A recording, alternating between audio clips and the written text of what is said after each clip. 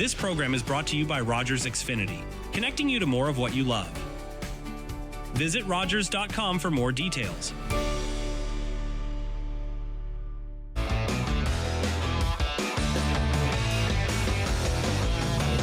Sports Rap, a full house here tonight. Spencer Byers, your host, alongside me, Lucas Ireland, Manny Pava, Adrian Musso, JC Coots, and Mark McKelvey. This may be the first time, guys, we've had a full house this season, so it is nice to have everybody here, and it's nice to have the NHL playoffs have some of the best hockey of the entire season, if not the best hockey of the entire season. We've seen some great Game 7s with the Jets series and the Dallas series. They both move on into the second round. Obviously, Toronto gets a Game 1 win in the second round over Florida in a 5-4 win. They do lose their netminder Stolars. We will get into that in just a second. So, guys, a lot of interesting hockey going on. I'll go to you first there, Mark McKelvey, because obviously the Leafs get a Game 1 win, but they lose their starting netminder Anthony Stolars to an injury. Sam Bennett was not disciplined for the injury with the forearm shove, I guess, to the head of Anthony Stolars. So what do you now make of that series without the starting netminder for the Leafs? Well, it definitely changes things. You saw what happened in the third period. It looked like a bit of a vulnerable Leafs team that was just trying to hold on to that lead, and at least they gave themselves some breathing room. I don't think the third period of Game 1 is indicative of what Joseph Woll is going to bring to the table. He played half the games this season. He has played in the playoffs before. It's just a tough spot for a goalie to go in, and especially against a team that you know was going to throw everything at you in that third period. Going back to the play, though, Bennett on Stolars, as much as I root for the Maple Leafs, that's not a suspendable play. Maybe it could have been an interference or roughing type penalty. I don't know. He's just going to the front of the net, and he knows what he's doing. I don't think there's any doubt in that. But it's one of those plays where I'm like, how come Toronto's never doing that? Why is there nobody on the Leafs getting in there and trying to rattle the opposing goaltenders? So as much as I don't like seeing Stolars go down, put it on the other way. I'm wondering, can the Leafs learn to maybe muck it up? And obviously they'd love if maybe Sam Bennett, when he goes to free agency, ends up as a Maple Leaf one day. But I'm not worried about it from a Leaf standpoint. I think Joseph Woll's going to respond well. Think about how he played in his last playoff game. His last playoff start was Game 6 last year against the Boston Bruins, and he backstopped the Leafs to a big victory. Mysteriously got hurt at the buzzer, missed Game 7. So he's got a opportunity now to get a little bit of redemption, and the Leafs drew first blood. And it's the first time since 2002 they've won the Game 1 of 2 series in the same playoffs. I'm liking the vibes right now. I'm not worried. Well, Lucas, what about you, the other Leaf fan in the call? What do you think of the Leafs' chances right now without Anthony Stolars backstopping them? Well, I mean, I think Mark pretty much nailed it. It definitely does have a different look to the series now. I mean, you look at how Stolars was playing through the two or most of 2 periods that he did. He was looking phenomenal out there. But then, of course, you have the shot go off of his face, the helmet comes off, and I think that's where things started to really take a turn for him. Of course, he played for quite a while after that, but then, as you mentioned there, Spencer, with the elbow to the head, it didn't seem like there was a whole lot on it, and he was dropped. He does continue to play, but of course, in case anyone missed it, he did end up getting sick on the bench after or during a commercial break, I do believe. So Woll came in late in the second, and like he made some great saves. So I can't say I'm too worried about that aspect of it. Of course, there was some soft ones let in, some goals going off of some Leaf sticks as deflections. You can't really do a whole lot about that. But the Leafs never backed down, despite giving up some goals and kind of being on their heels a little bit. Nyes with a beautiful breakaway goal to give themselves the 2-goal lead. Of course, the Panthers would again get another one, but it wasn't enough for them. Leafs up 1-0 in the series, and we'll just have to wait and see if with this goaltending change, will that alter the momentum at all heading into Game 2? Well, Adrian, I'm going to change the question for you a little bit. Your Canadians are out. They lost the Washington Capitals in 5 games. They now take on the Carolina Hurricanes in the other series in the Eastern Conference. Then the West, it's the 2 Game 7 teams, Dallas and Winnipeg, going at it, while the Vegas Golden Knights take on the Edmonton Oilers in the other West series. Which series do you think is the most interesting going into round 2? Oh, very good question, Spencer. If I'm looking at the most interesting series, I'm going to go with the Winnipeg versus Dallas. And I just think it has a lot of storylines that are yet to be, that aren't finished. and they could conclude as soon as Game 4 if it's a sweep from the Dallas Stars, or if somehow Connor Hellebuyck regains himself in that overtime heroics that he had, and he played sensational in Game 7 overtime. Can he will the Winnipeg Jets to the third round into the Western Conference Finals? That's a big question. And another question mark is, when's Mark Scheifele and when's Josh Morrissey coming back into that lineup? It's going to be very hard to win for the Winnipeg Jets without their number one forward and their number one defenseman, and arguably a defenseman that could be up for the Norris Trophy this year. I'm assuming had a lot of votes for the Norris Trophy this season. He was outstanding, and one of the reasons that Connor Hellebuyck is going to win the Hart Trophy, in my opinion. So that's the one series that I'm going to look for. And of course, like, now you got all the storylines going in that Toronto-Florida series. My question is, I have a big question for Toronto fans. Where's Austin Matthews? Offensively, he had two wide open nets that he could have signed, sealed, delivered the game. The one was at the red line and was literally an open net, no goalie in it, and he put it into the corner. And that could have cost them big time. So as long as Austin Matthews needs to have one big game in this series, and then I'll say maybe that might be the time that I say the Toronto Maple Leafs are for real. But until Austin Matthews steps up his game offensively, he's doing it a little bit defensively. I'll give him props for that. He's changed his game a little bit. But now the offense is lacking. Well, I'm happy you mentioned Connor Hellebuyck because he had a putrid first round. He was able to get out of it, and you mentioned the world feels like it's off his shoulders after that Game 7 win, especially after letting out those 2 goals early, and he only lets out one more the rest of the game, winning it 4-3 in overtime, in double overtime, might I add. So the Hart and Vezina finalist expected to probably win the Vezina. You mentioned it, he's your Hart favorite, so they need him to be better against Dallas if they expect to make it to the Western Conference Finals. Manny, for you, which series do you think is the most interesting or most intriguing to you? Well, I gotta say that it would probably be Toronto, Florida, and it just got amped up a little bit more because of the Stolarz injury and all this talk about Bennett. But if I wanted to pick another series, it's probably Vegas, Edmonton, and whether McDavid and Leon can get to the Western Conference Final with Calvin Pickard as their starting goaltender. Are you kidding me? This guy, they thought they were dealing him for a real goaltender in the regular season. And now he's the savior in net. And then you look the other way at Vegas. Speaking of guys who've been invisible, Jack Eichel's been invisible. I think he had 4 points in games 5 and 6, finally showed up. But where was he in games 1 through 4 for the Vegas Golden Knights? He was being outplayed by Kaprizov with the Minnesota Wild. So this series interests me just because of the lack of star power other than McDavid and Draisaitl. And guys, they look tired to me. They look very tired. Did they go too far last year and they haven't fully recovered? I know they were banged up this year. The superstars on the Oilers, can they get to the finals even though they looked banged up and they have their B goalie in goal?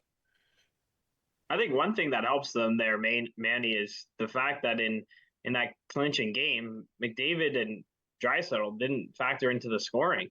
So if they're able to get contributions down the lineup in 1 or 2 games, and maybe Calvin Pickard steals 1, then you're just hoping Draisaitl and McDavid win you 2 games. And that's kind of crazy to say for a star player to win 2 games, but if anybody can, it's going to be that duo. Is everybody going hard on the over in that series every single game? Well, if you think Edmonton's going to win, Manny, I think that would probably be the easy money. I'll go now to you, Lucas. Which series do you find most intriguing, excluding that Leafs series, since you're a Leafs fan? Spencer, what about our man JC? Oh, We're on to JC. I want to hear from the man himself. I think he did it on purpose. He doesn't like the Senators. I don't like the Senators. You're all right, but honestly, just because he's not on my screen, when I look up and I don't see him on there, because there's so many people for the first time. You're the host of the show. For the first time this season, we've had more people than there are slots on my screen. So I can see that is my 7 apologies. slots on my Hi, screen. JC. I see it just fine, buddy. So JC, how are you feeling about the Senators? Welcome to the show. I want to know how he's feeling about the Senators. I mean, I'm feeling pretty good about them. We got to see a team that's young and has a lot to build on in that first round, and they showed some adversity coming back against the Leafs. There was already almost a Toronto-sized meltdown in that series, which would have gone to 7 games, and remember, there were 3 overtime games in that series as well. So really, it could have gone either way. It's unfortunate for Ottawa that it took them some time to get their playoff legs under them. But all in all, I mean, this was just looking at some of the reaction from Senators fans and from media. The feeling after this season was a lot different than in years past. To be back in it, to have it look as though you're headed in the right direction. The guys that they acquired, Zetterlund and Cousins at the deadline, really look good in the playoffs and really look good down the stretch. So if you can keep those pieces built around a really good young core, which, I mean, we got to see a little bit out of Brady Tkachuk, who apparently played injured with a hip injury he sustained in the Four Nations Cup, so he wasn't exactly himself. But you got to see the shades of Matthew, his older brother, in there, and the fact that he plays hard, he doesn't give up, he can antagonize the opponent. It's just good things for Ottawa moving forward.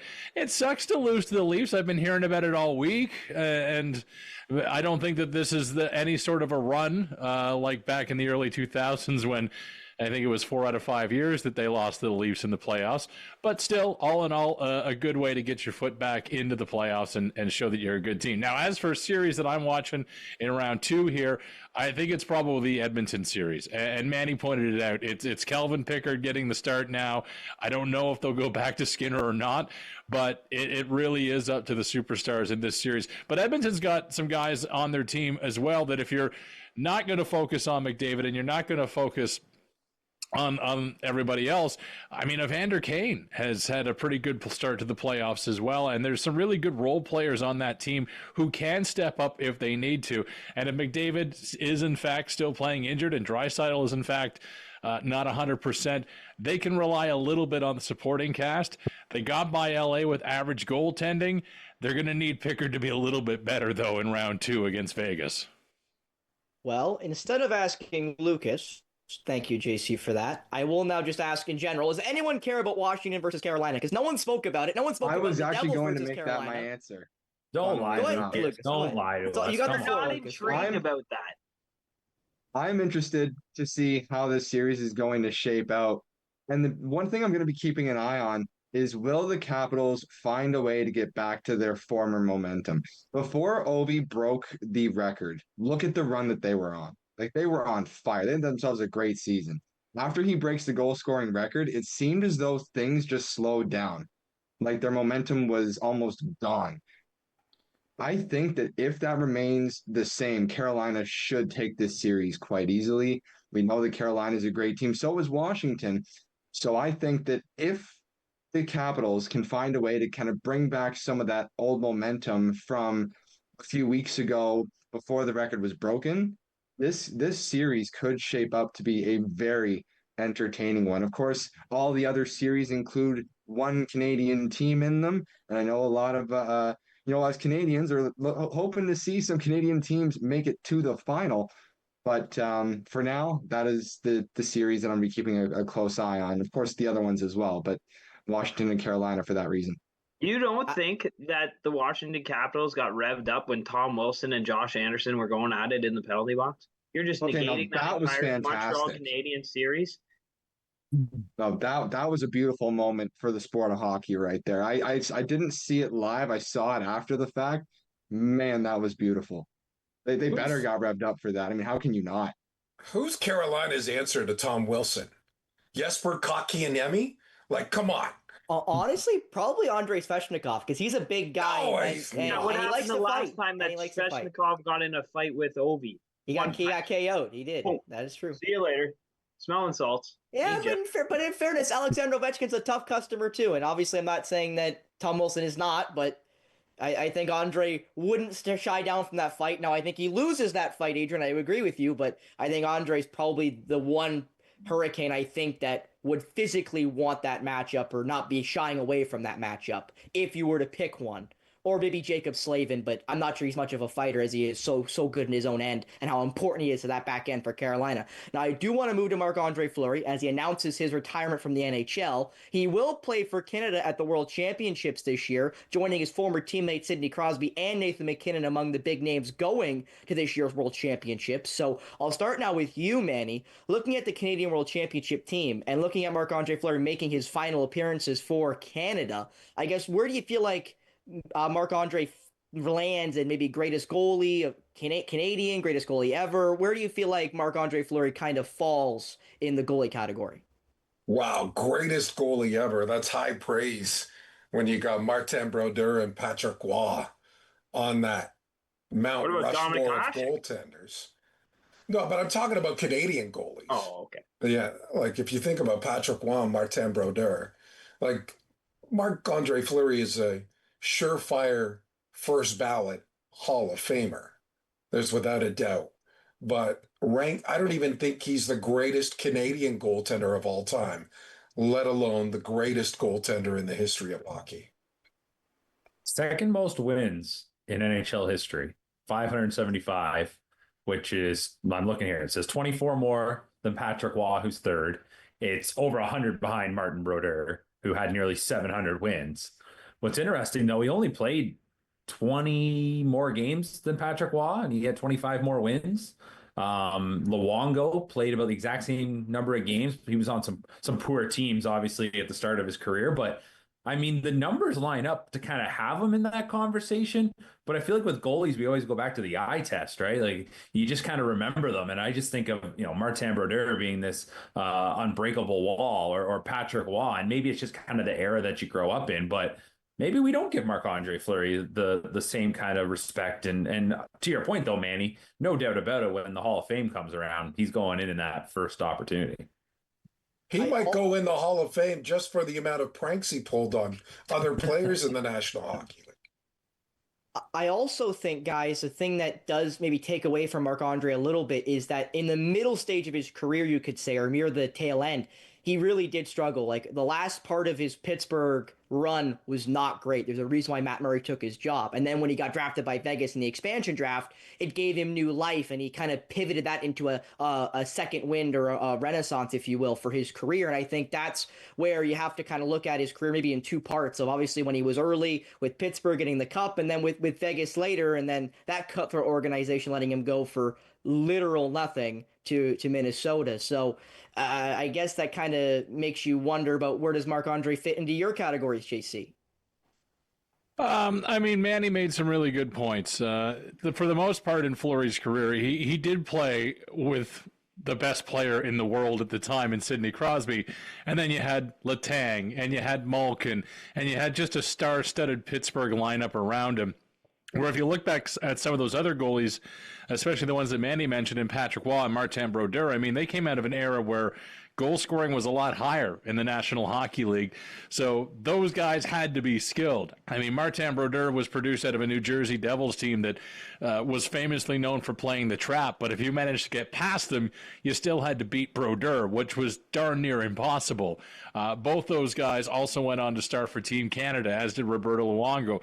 I mean, the international resume for Fleury isn't quite the same, but he has been there. Although famously, World Juniors did lose with Fleury and Nets kind of in an ugly way back when he was their goaltender.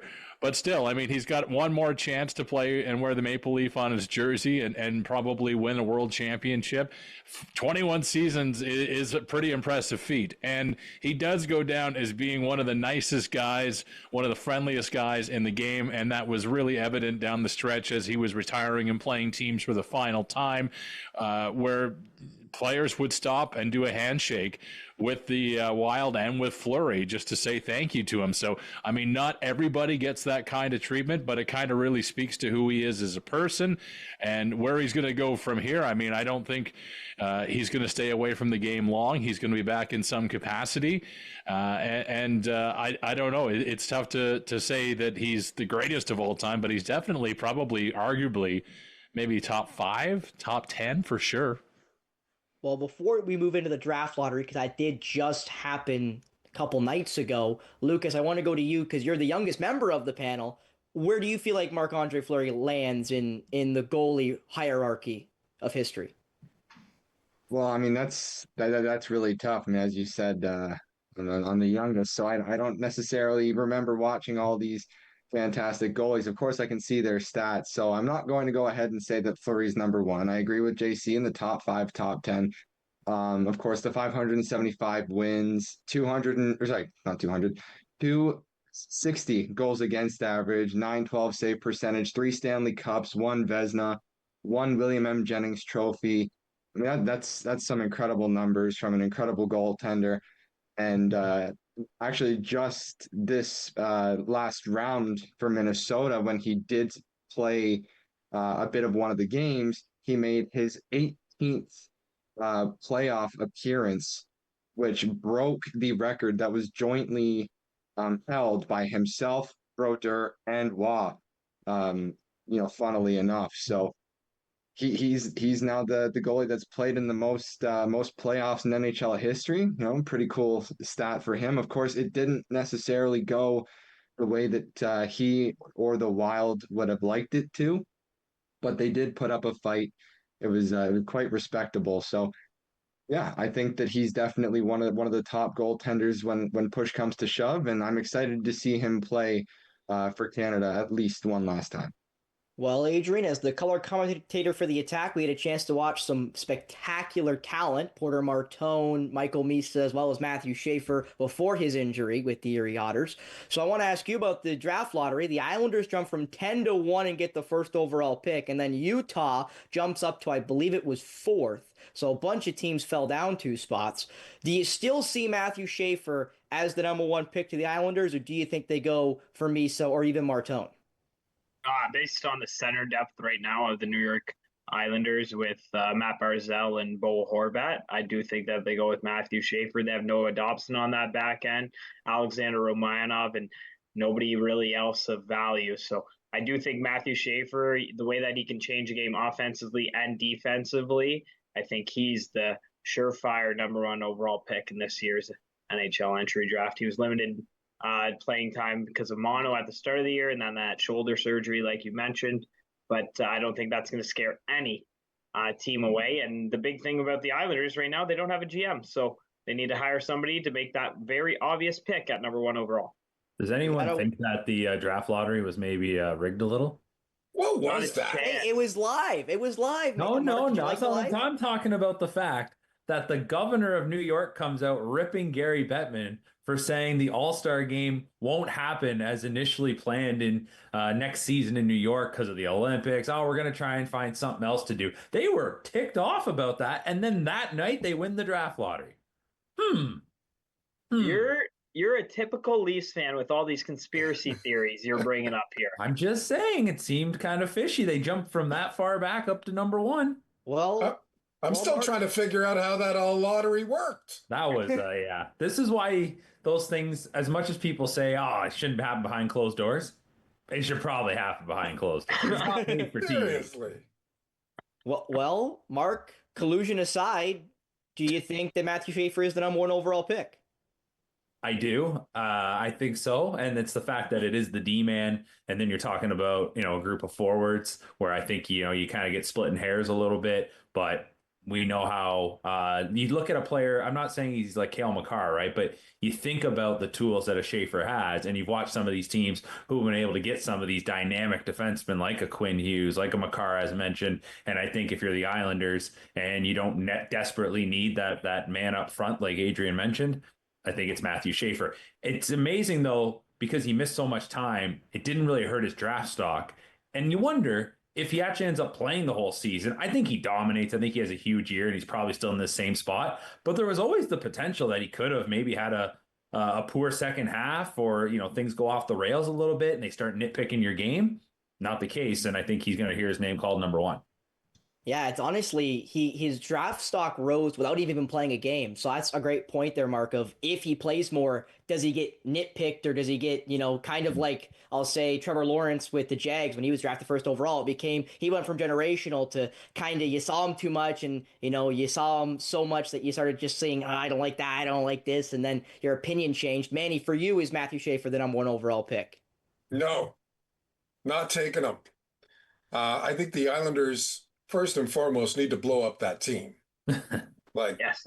Matthew Barzal's making $9 million till 2031. And is he a $9 million player?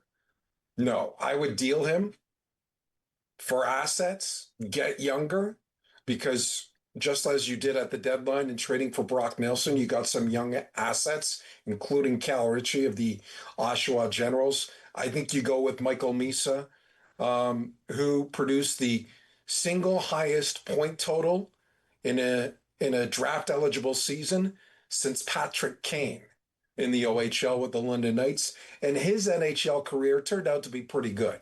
So I think you go with the offensive dynamo that is Michael Misa with the number one overall pick as part of your plan to blow up the team and start from scratch. Well, he also now plays center. He moved from wing of last year to center this year, which I also think adds value to him. That's why Porter Martone, the winger, the right winger, has probably fallen to maybe third out of those three with Schaefer and Misa. JC, what do you think? Does Schaefer go number one? You know what? There's already some speculation that the Islanders might go a little bit off the board and go with the guy that's ranked number 3, and James Hodgen, who grew up an hour away from the arena. He grew up on Long Island, not too far away, probably was an Islanders fan as a kid.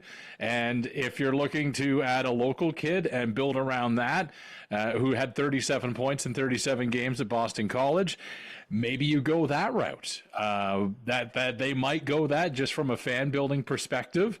But I mean, really, they can't miss with Michael Misa. And again, Schaefer is, if you're looking really to build a team, you build from the back end out, which means you go and you find a great goaltender and you build a solid blue line. So if you're doing any sort of a rebuild, like Manny says, and I think that's probably going to come with new management in Long Island, yeah, maybe you're looking at Schaefer, but I would not be surprised if they take the kid from Boston College first overall. James If Hagens. they go with James Hagens, third overall, that's the most New York Islanders thing that's ever happened. I mean, in my opinion. He played on a line with Ryan Leonard and Jacob Perreault and only put up only point up a point per game. That's putrid. And he played with. That would tell me that Mike Milbury is the GM. Isn't he the guy? Don't rule it out. Well, James Hagens played on a line not only with Gabe Perreault and Perreault, not Jacob. Sorry.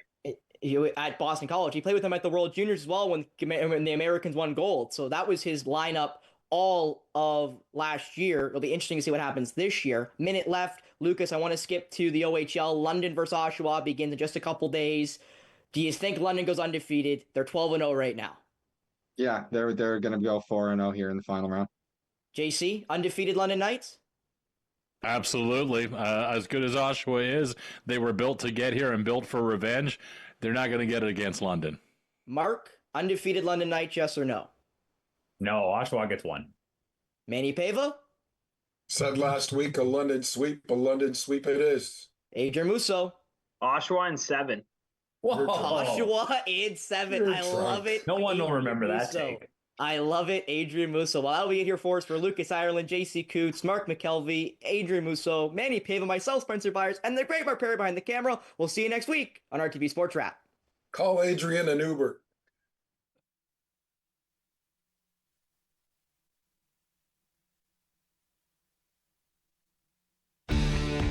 Connect with us by visiting our website or email us at comments@rogerstv.com.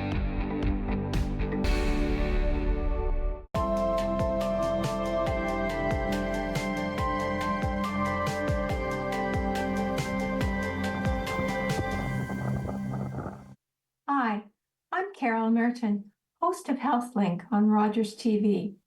HealthLink connects home, community, and healthcare with interesting topics and speakers about your health and your community. This year, Two groups of veterans and two teams of rookies compete to renovate 4 identical houses with their own signature style. In the ultimate neighborhood knockout, we're going to keep things fresh. Get down and dirty.